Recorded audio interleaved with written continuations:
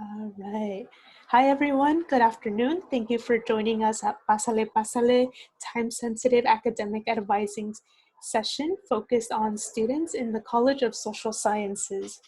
My name is Elisa Aquino. My pronouns are she, her, hers, and I'm the program coordinator at the Chicanx Latinx Student Success Center. And momentarily, I will be passing it over to Priscila Brambila, who is our Centro Academic Advisor. And she'll be sharing more information that is college specific. So focused on those of you who are majoring within the College of Social Sciences, or you're interested in pursuing a major within the College of Social Sciences. So there is important time-sensitive information that Priscila will be sharing. She will also talk about, what advising looks like within the Access Center, as well as, covering the purpose of academic advising, and to give you a better understanding of advising at San Jose State. For any of you who are new to San Jose State, you may know that the advising community at SJSU is a little complex, as you have major advisors, academic advisors through the success centers, and then you also have other advisors through programs like EOP or the Career Center. So we hope that today you get a better understanding about the advising community and that you get your questions answered. So feel free, so you feel more comfortable going forward during your journey here at San Jose State. And throughout the presentation, if you have any questions, whether it's general questions or specific to you, you can feel free to insert it in the chat box, or otherwise we will go over it at the end and I will allow y'all to ask any questions that you might have for Priscila. So without further ado, I would like to introduce Priscila, and you can take it away, Priscila. Thank you so much, Elisa. Hi, everyone. Again, my name is Priscila Brambila. I am a representative of the Access Success Center. So just exactly as Elisa was sharing, I hope to share a little bit more information about our center as well as the College of Social Sciences. So I'm going to go ahead and sharing my screen to show my PowerPoint presentation. All right, so does that look good on everyone's end? Yes, it looks good. Perfect. All right, so Access. A couple things that we're going to be covering today in the next hour is, like I said, learning about the College of Social Sciences and Access. We're going to discuss some upcoming dates and deadlines that US students should be aware about. There has been some changes to waitlists for the fall 2020 semester, and I hope to provide more information around that. And just like Elisa said, at any point, if there's any questions, you can type them in the chat box, or there's going to be room at the end to ask those questions. You could do it live, you could do it just through the chat box, whatever is your preference. So at San Jose State, advising is decentralized. And basically what that means is every college has a designated success center. So whatever it is that you're choosing to study, that falls under a college, which is the larger umbrella. And then there's a designated success center you should go to receive general education advising. So the reason that you are hopefully here in this presentation or want to become a little bit more familiar is because you're interested in the College of Social Sciences. Our college does have 12 different departments, and those are African American Studies, Anthropology, Chicana and Chicano Studies, Communication Studies, Economics, Environmental Studies, History. Justice Studies is actually really new to our college. They just switched over as of this summer. Political Science, Psychology, Sociology and Interdisciplinary Social Sciences, and finally, Urban and Regional Planning. So under each of these departments, you can major in something, or you can even pursue a minor if you're interested. So something that may be, I guess, a little bit more on the obvious side is, right, you can get a Bachelor's of Arts in Psychology as well as a Bachelor's of Science in Psychology. You can also minor in Psychology. Something that may not be too obvious is, as an example, under the Department of Anthropology, there is a major called behavioral science, which incorporates anthropology, psychology, and sociology in one major. So what is Access and what services are provided in this center? So Access, what it stands for, is it's the Academic Counseling Center for Excellence in the Social Sciences, and we mainly provide general education advising for undergraduate students who are either in one of our majors or plan to major in any of the departments under the College of Social Sciences. We do have a mission that we're dedicated to providing a welcoming and inclusive advising environment for our students. We are committed to student success, promoting lifelong learning, and providing students the tools to make informed decisions about their academic goals. We're currently a group of 8 advisors, and I think I'm really happy with my team. We're all coming up with great ideas as far as workshops we plan to have and ways to better support our students. But some of the services that we provide at our center include general education advising, whether that means, reviewing what general education requirements you have left to complete, which courses have to be passed with a specific grade. Any questions around those, we're more than happy to address. Another service that we provide is academic planning, whether that means we're planning for one semester, the upcoming semester, or if you kind of want to see a longer educational plan, in the sense of you want to see how much progress you've done and what you have left to complete, and when's the earliest semester in which you can graduate. We can definitely try to figure that out with you, and we have tools that we use to lay out that information neatly and nicely for you. We can also discuss graduation planning and the process of applying for graduation. It does differ depending on your major, so something to know. This is our second year that we are implementing mandatory freshman advising. So all of our incoming new freshmen, beginning September 7th, there will be a hold placed on your account. And I hope it's not, you don't see it as a way of punishing you. Essentially, we just want to connect with you, check in with you, and see how you're doing. And, connect you to campus resources if necessary. Also, if you ever land on academic probation, which means that your overall GPA is beneath a 2.0, we do have a program in place that we ask students who are on probation to participate in. We pair you up with a peer mentor, and we ask you to meet with them for about 30 minutes each week. Students typically respond really well to the program after it's concluded, and we have really great results with that program. If you were ever disqualified from San Jose State, or if, at one point in time, maybe back in 2000, you had attended San Jose State and then you had to leave, we do have advisors in our center who work closely with students who are returning to San Jose State and wish to complete their degree requirements. We have a partnership with the Career Center, and we have a career counselor. Her name is Priscila Brambila. In the next slide, I have more information about her availability and the types of support that she provides to students. We also have an in-house tutor. Currently, we only have a writing tutor, but each semester we aim to hire a writing tutor and a statistics tutor. So Christine Bautista, she is a career counselor at the Career Center, and she works closely with students who are part of our College of Social Sciences, whether that means, with any career aspect that you may need support in, meaning that if you're, it could be, you can seek support from her if you're writing your resume or a cover letter, and she can give you some tips. She can also show you some tools that the Career Center provides about how to research what you can do with your major, what kinds of careers are out there, ways to connect with alumni who had a similar major as yours.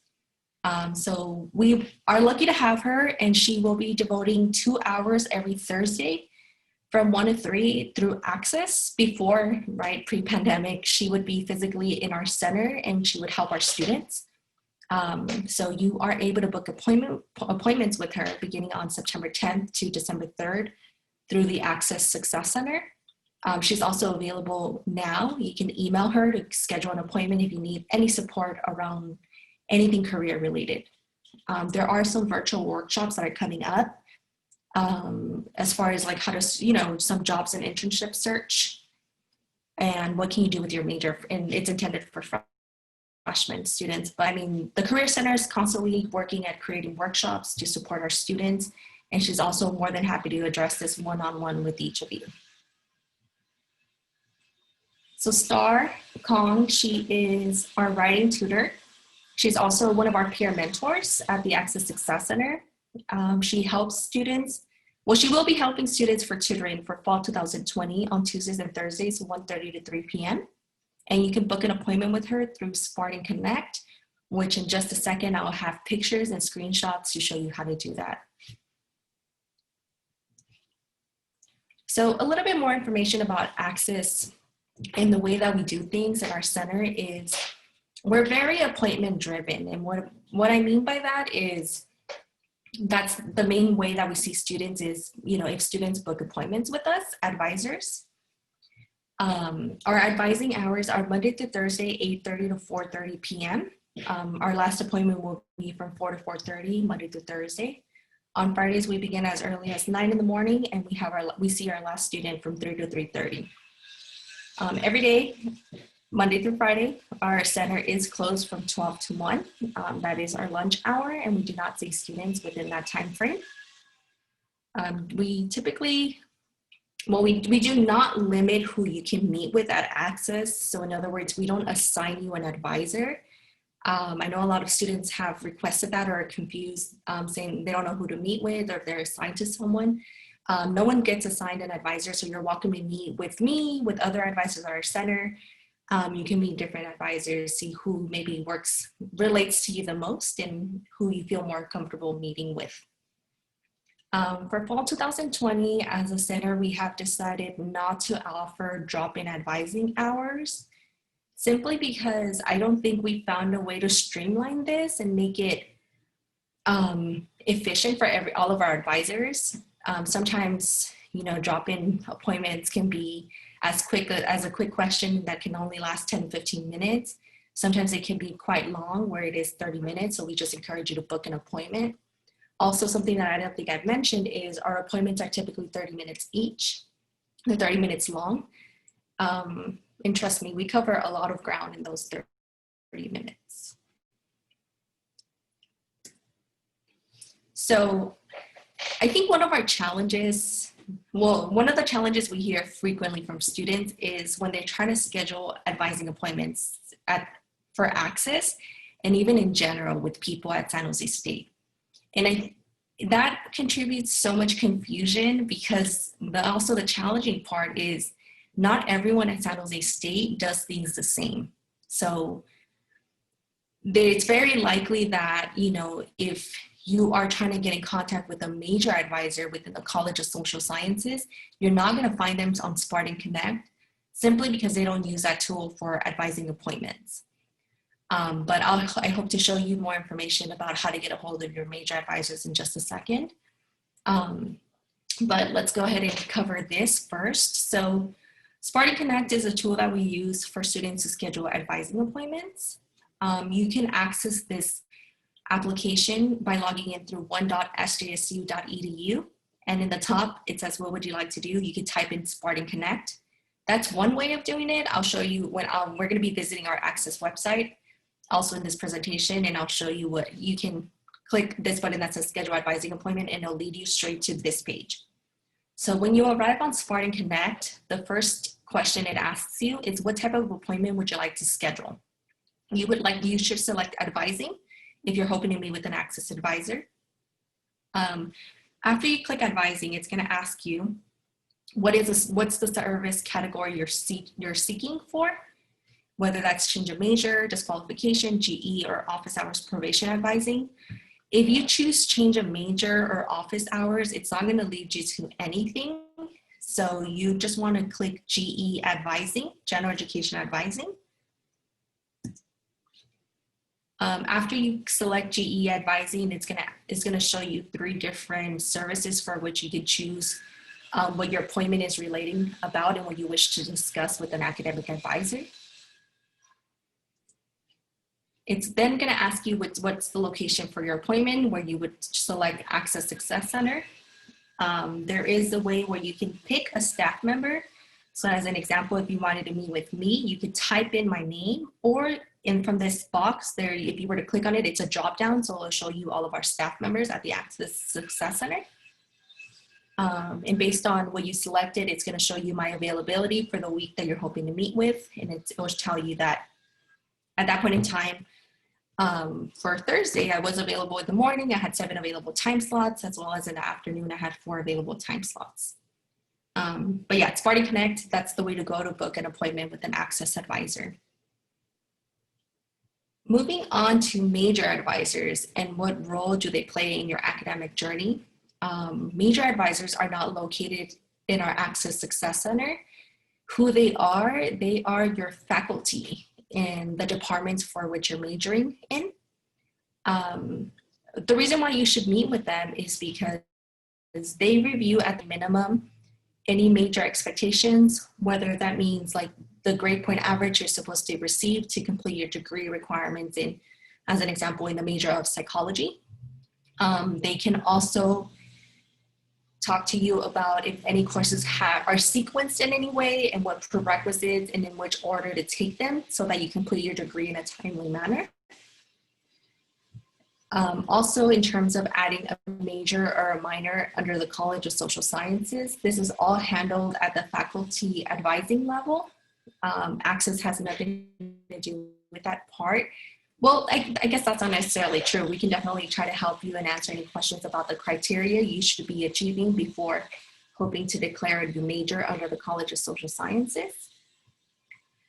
Substitutions, what that means is that, as an example, there was a student who I was working with and they were in search for adding courses for the fall semester.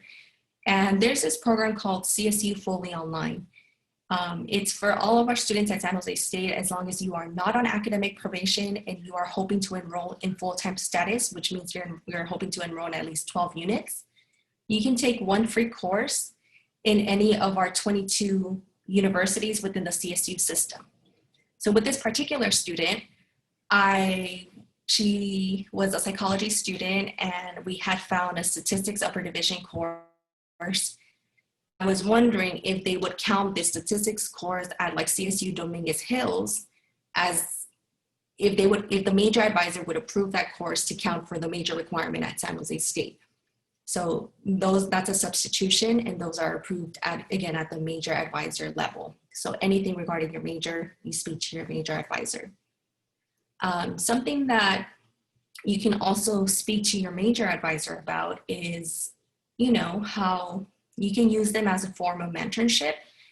So these faculty often have a PhD in the field that you're studying, so you can use them as a resource, pick their brain as far as like, what background do they have, what types of jobs do they have, what types of jobs you can pursue with your major, if they happen to know of any internships that are available within their department, anything regarding to those criteria that you want to speak to them about, they're always happy to do that.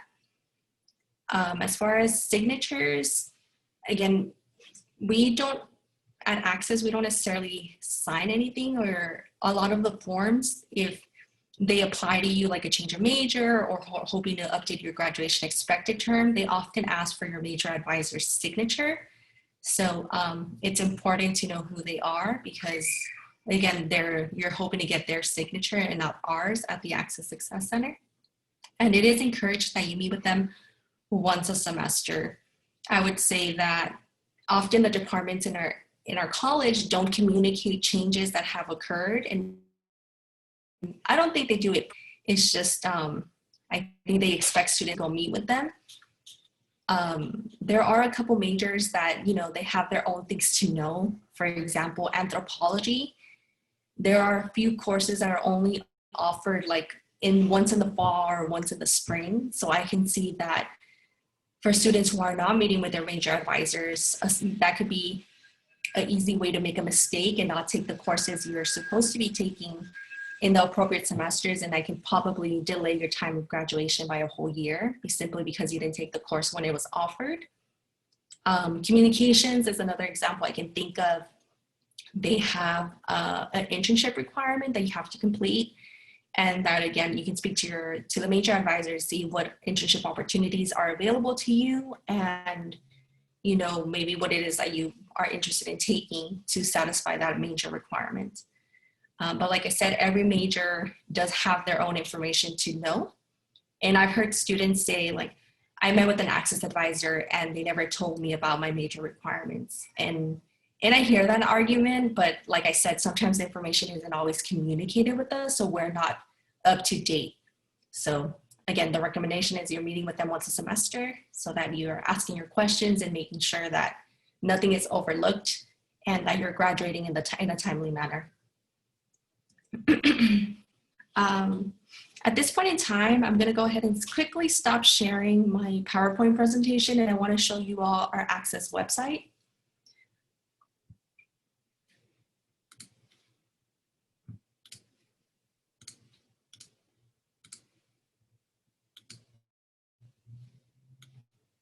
So our Access website, right, the website link is sjsu.edu/access/. This is what our website looks like. If you wish to schedule an advising appointment with us, if you were to click on this link, it will take you to that first screen that we saw previously that says, like, who are you hoping to meet with? And that's where you would click advising and then GE advising and move forward with that. If you're ever having trouble creating your own advising appointment, you can always submit your appointment request using this form here that we have. Over on the right-hand side, we have our email.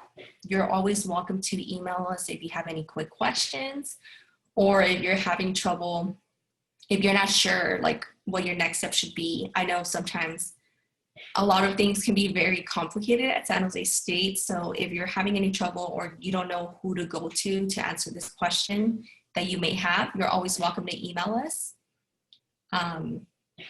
In terms of advising, we do have this tab up here and we have major advising, and it links you to all of the departments in our college, and it should take you to your major advisors website, and it shares information about how they hold advising in their department and like how to get in touch with someone. It's very hard to say everyone does this because not everyone doesn't do things the same, like I said, but these links should take you to the website's information about who your major advisors are and when they're available to meet. Again, most of the departments don't necessarily assign students. I think the two departments I can think of is psychology did do something a little bit different for fall 2020. They do have a caseload based on your last name. So depending on what your last name is, you do have like quote unquote an assigned advisor. Justice Studies also does things similar in that sense. They divide their students based on last names and they assign you an advisor. But pretty much everyone else that I know of, they typically have multiple faculty advisors who are available to you to answer any questions that you may have. Something else that I want to share on our website is, you can meet the team. And this happens a lot where some students are like, oh, I met with this person, I can't remember their name, or I have a follow-up question for them. Like, that's perfectly fine. If you were to go about us and meet the team, you will see my team. All of the advisors in our center, our interim director, and it has our email as well as, our phone number, which right now I would encourage you not to call because we're not at our office. But you can also, if you were to click on anybody's name, you can read a little bit about their background, where they're from, and where they previously have worked. But yeah, I would say our website is a way to also, keep up to date with what's happening in our center. Events and workshops, we'll place that information there. Anything that's relevant or anything that's changing within our center, we typically post that information in our website. Okay, now I'm going back to my PowerPoint presentation, and I actually manage our Instagram account for our center. So if you have an Instagram, you're welcome to follow us. Our name is SJSU_access. And essentially what I try to do in the Instagram page is share information about our center, about what's happening at San Jose State, and any campus resources that are important for maybe you all to know more about. So I like to create, cute designs and keep it a little bit like eye-friendly for you all to just know what's coming up and what's important for you all to know. So I encourage you to follow us. I won't follow you back. It's just simply to share information. And again, our email is listed there for our center. You can find that in our website as well.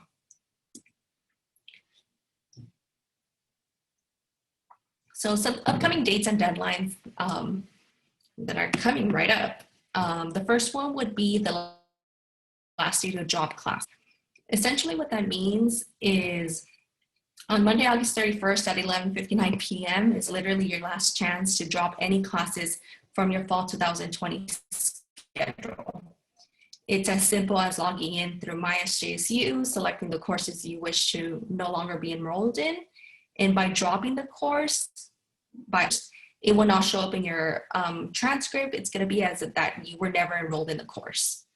Reasons why some students drop classes can be anywhere from, maybe this course isn't going to focus on what I thought it was going to focus on, or maybe it's demanding too much for me and I don't have the time for it.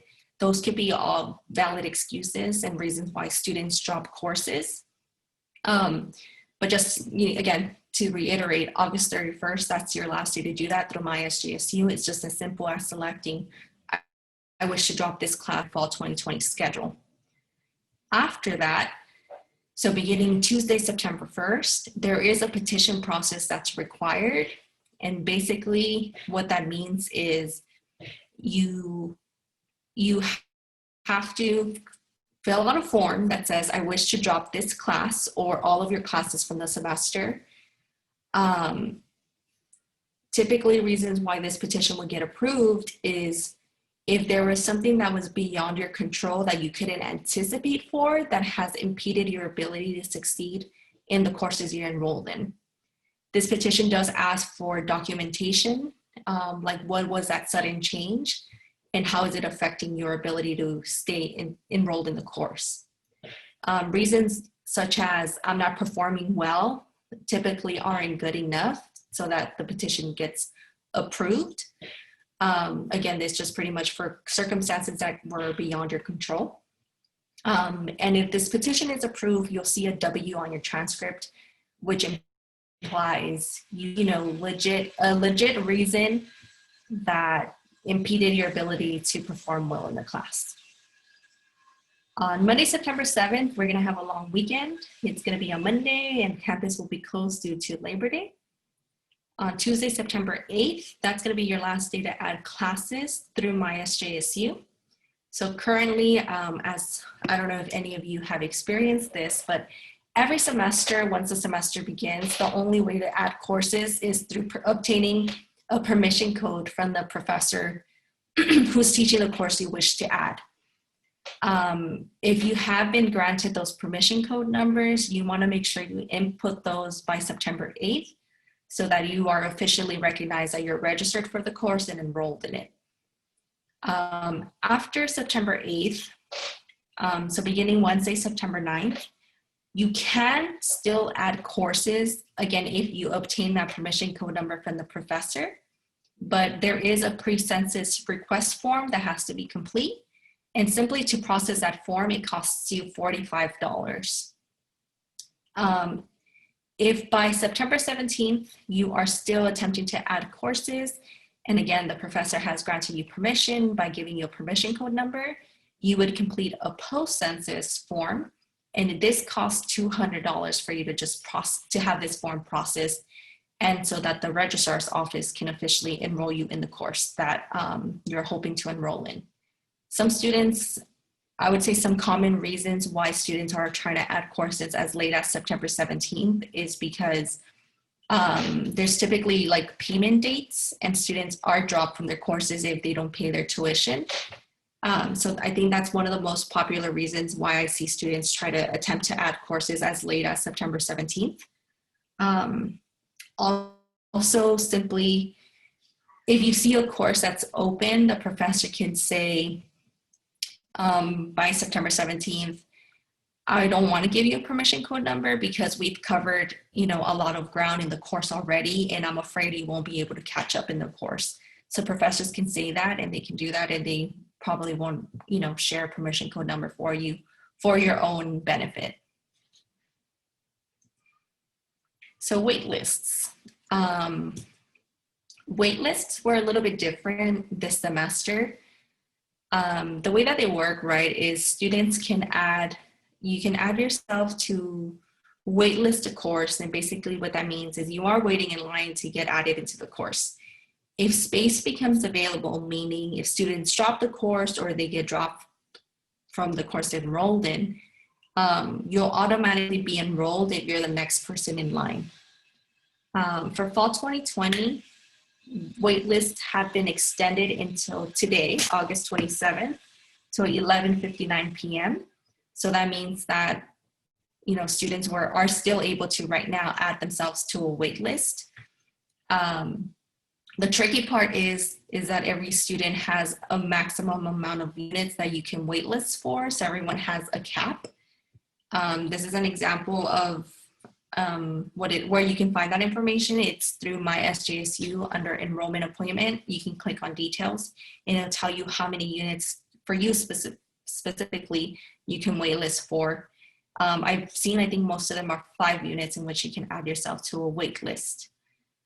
For graduating seniors who had applied within the time frame they were supposed to, what happened this semester, because again, we're not physically in person where students are able to crash courses and obtain something that's called a senior card, was for seniors who applied, they were actually being moved on the wait list to be considered within maybe like the first 5 students to, I feel like I might explain that correctly. Hold on. So graduating seniors were being moved on the wait list so that they could be the next in line to add the course.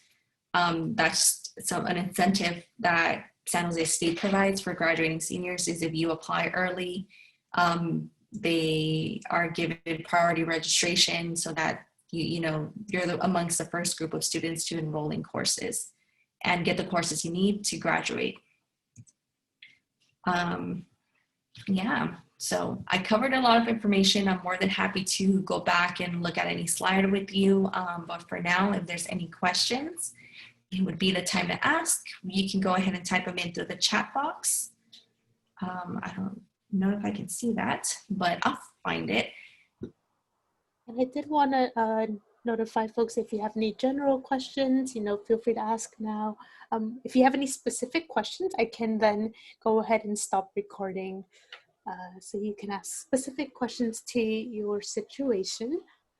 Again, feel free to either unmute yourself to ask a question or drop it in the chat box below. I was just gonna ask, so I'm a sophomore, so we're gonna be having drop-in hours at El Centro every Wednesday, beginning September 9th from 3 to 4 p.m. So basically what that's gonna look like is you are gonna be provided in some shape or form, and at least I hope you can chime in and give us a little bit more insight on that. But I'm gonna be available. I'm gonna have, you should have access to my Zoom meeting link.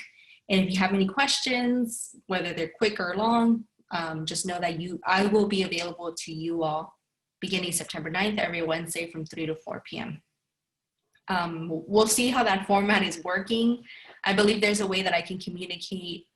If I'm meeting with someone and you're in my waiting room through Zoom, I can communicate with you and say, hey, I'm wrapping up with this student, or I'm not gonna have time to meet with you today. Consider scheduling an appointment with me through Access. I'll just try to communicate anything that's occurring, but yeah, just so you know, 3 to 4, September 9th. My email is also my first name dot last name. I'm more than happy to answer any questions at any point in time. Let me know what you're having issues with. Let me know what you want to learn more about. and I can definitely try to do that research with you and, you know, talk about your next steps, if any. Thank you, But yeah. Priscila. And to add on to Any other? what Priscila was saying, if you're Go ahead, interested Elisa. in attending Priscila's drop-in hours, I have dropped at inside the chat box our link tree information. So on this link tree, starting next week, you'll be able to access Priscila's Zoom link. So you can just directly click on that link and it will take you to Priscila's Zoom meeting. And again, that will start next week. Or it will be on our link tree next week, sorry, to clarify. But I'll start my hours on Wednesday the 9th, right, Elisa? Yes, correct. So Priscila will be beginning 2 weeks from now. I mean, but that doesn't mean you can't, you know, access, like it doesn't, you don't have access to me now. You're welcome to always schedule an appointment. And if it's okay, I'd like to show that again one more time. I know that's something that's a little bit, I know a lot of our students find it challenging, and I hope that, you know, by revisiting it, it becomes a little bit more familiar for you all. So let me go ahead and just show that one more time. Again, if you were to visit our website and, you know, click on schedule an advising appointment, it should automatically start you here. So what type of appointment are you hoping to schedule? You'll select advising. Then in the service category, you would select GE advising. The service for your appointment, you can select whichever category, you know, meets the questions that you are hoping to have answered. You would then select access as the success center where you're hoping to meet an advisor through. If you would like to meet with me in particular, you can type in my name, or from the drop-down menu, you can select me, and then it will show you what my availability is like for that week that you're hoping to meet. I hope that by saying you have to schedule an appointment, believe me, it's never like you have to wait a month to see an advisor. We typically do have a lot of availability, and I think even now that our team has grown to 8 academic advisors, I feel like we've had a lot more availability, and so you're able to schedule an appointment often, you know, even in the same day, or if not at the latest the fall. We're available.